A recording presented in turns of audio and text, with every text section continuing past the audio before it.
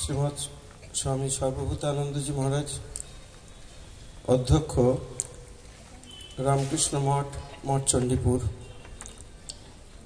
মহারাজ আমাদের রামকৃষ্ণ সংঘের অছি পরিষদের অন্যতম সদস্য।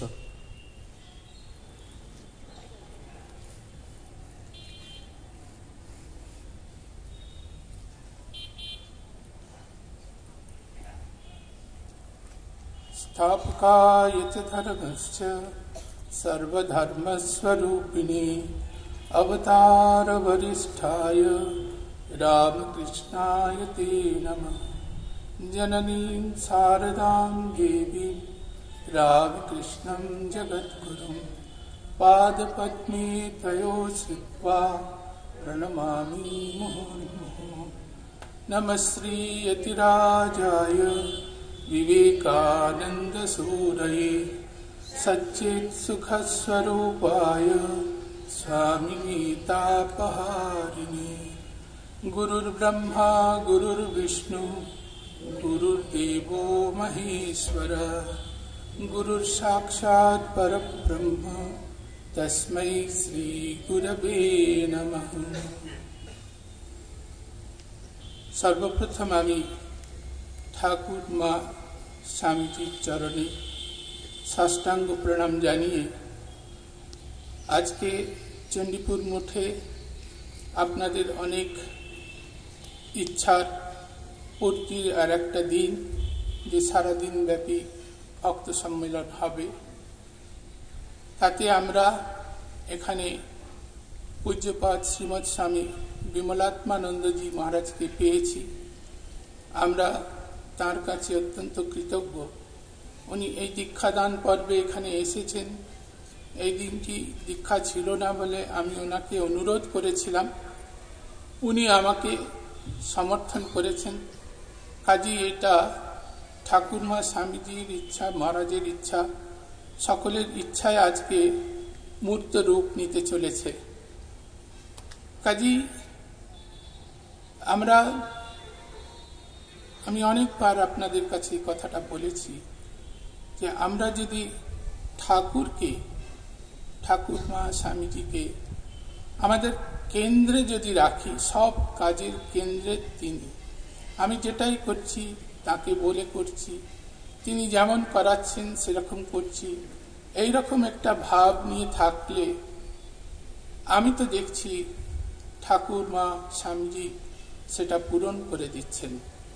কাজে এই দৃষ্টিকোণ দিয়ে থাকলে আমরা যে কাজই করি না কেন ঠাকুর কেন্দ্রিক আমাদের জীবন করতে হবে। যদি আমরা মনুষ্য জীবনকে সার্থকতা দিতে চাই তাহলে আমাদের ঠাকুর কেন্দ্রিক হতেই হবে। তাহলে স্বামীজি যেটা চেয়েছিলেন যে মানুষ হয়ে নররূপে নারায়ণের সেখানে পৌঁছবার জন্য ঠাকুর কেন্দ্রিক হতেই হবে।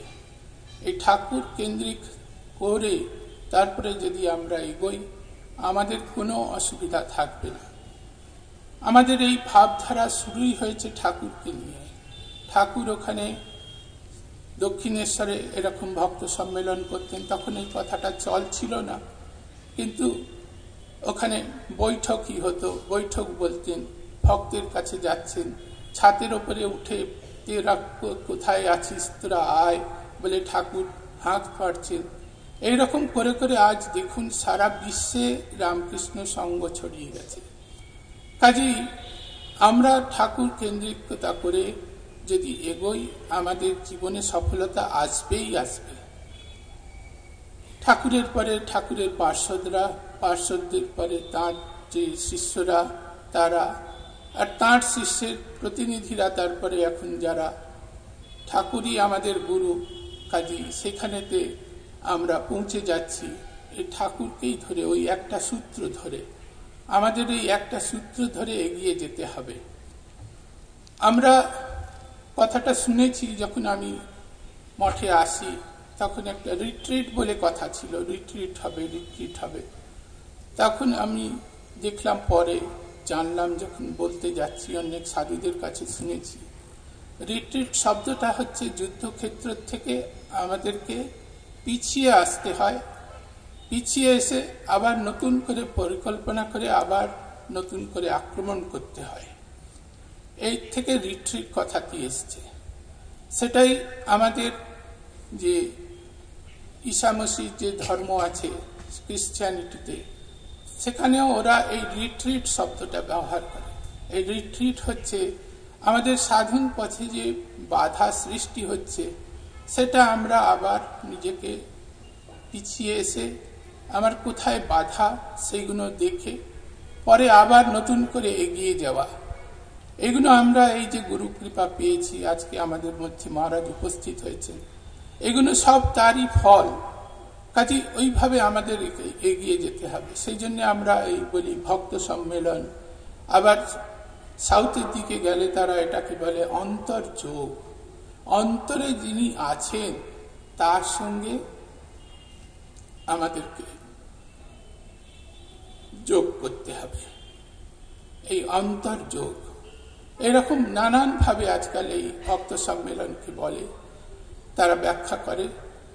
তো মোদ্দা কথা হলো এই যে যেখানেই ভক্ত সঙ্গ হবে, আজকে দেখুন আপনারা সারাদিন ব্যাপী এখানে ঘরের কাজকর্ম সব ছেড়ে এখানে এসেছেন। কারো কাগজ পড়ার অভ্যেস আছে, কারো টিভি দেখার অভ্যেস আছে, কারো নানান রকম কথাবার্তা এসবের মধ্যে, কিন্তু সব ত্যাগ করে আজকে এই কিছুক্ষণের জন্য আপনারা ঠাকুরের জন্য ত্যাগ করে এখানে সম্মিলিত হয়েছেন আমাদের সাধু সঙ্গ করবেন বলে। কাজে এর ফল আছে, এর ফল আপনাকে পেতেই হবে। ঠাকুরের কাছে একজন জিজ্ঞেস করেছিলেন, তুমি বিশ্বাস করো, মায়েরই বলছি, একবার তাকে প্রাণ দিয়ে ডাকলে তুমি তাকে পাবেই পাবে, এই জন্মেই পাবে। তো সেই জন্য আমাদেরকে এই মাঝে মাঝে চেষ্টা করতে হবে। আপনারা আমাকে বলেছিলেন, সেইভাবে আপনাদের আজকের এই ব্যবস্থাটা তো আমার মনোভূত হয়নি, কিন্তু আমি চেষ্টা করেছি যাতে আপনারা এত কষ্ট করে আসেন, যতটা আপনাদের কাছে সুবিধা দেওয়া যায় তার চেষ্টা করা। আজকে আমি আর বেশি সময় নেব না। এই যে যখন আমরা এই ত্রয়ীর অনুধ্যান করছি, এটাও একটা কথা, ভক্ত সম্মেলনকে অনুধ্যান বলে। আমরা বিশেষভাবে তার ধ্যান চিন্তা ভাবনা করব। ভাগবতে সে কথা বলছেন যে কি করতে হবে না, আমার ভক্তের সঙ্গে কথা বলা, আমার সম্বন্ধে কথা বলা, আমার ভক্তের গান করা, আর আমার গুণ ব্যাখ্যা করা। এই রামায়ণে তো তাই একই কথা আছে। কাজেই আমরা আজকে এখানে এই সম্মেলনেতে এইগুলো করার জন্য এখানে উপস্থিত হয়েছি। আপনারা চেষ্টা করবেন এই এক ভাবটা রাখার জন্য, যা শুনছেন সেটা মনের মধ্যে গিয়ে তারপরে ঠাকুর বলছেন। ঠাকুর যখন মাঝে মাঝে নহবতে সন্ধ্যার হওয়ার আগে মার ঘরের দিকে নহবতের দিকে যেতেন, ওখানে লক্ষ্মীদি আর মা থাকতেন। ওরা দাঁড়িয়ে ঠাকুরের যে ভক্তরা আসতো, যা সঙ্গ হতো, ওই দরবার ফাঁক করে ওখান থেকে দেখতেন। তারপরে ঠাকুর বলতেন যে এটা সারাদিন তোরা চিন্তা করবি, এই নিয়ে কথা বলবি, এই নিয়ে তোরা মনের ভেতরে সব সময় রাখবি, তাহলে হবে কি, অন্য জিনিসে আর মন যাবে না, ভগবানেতেই মন থাকবে। কাজেই সেই জন্য আপনারা আজকে যেটা পাবেন এটা আপনারা রাখুন। অন্তত আমি বলতে পারি যে আপনারা আরেকটা ভক্ত সম্মেলন পর্যন্ত এই নিয়ে নিজেদের মধ্যে, গরু যেমন জাবর কাটে এরকম জাবর কাটবেন, তাহলে আমাদের সকলেরই উন্নতি হবে। আমি আর বিশেষ সময় নিচ্ছি না, আপনাদের সকলকেই নিজ গুণে আপনারা আমাকে ক্ষমা করে দেবেন। সেইভাবে আপনাদের ব্যবস্থা করতে পারছি না বলে আমি আমার বক্তব্য শেষ করছি। পূজ্যপাদ মহারাজকে প্রণাম জানাচ্ছি। ধন্যবাদ, নমস্কার।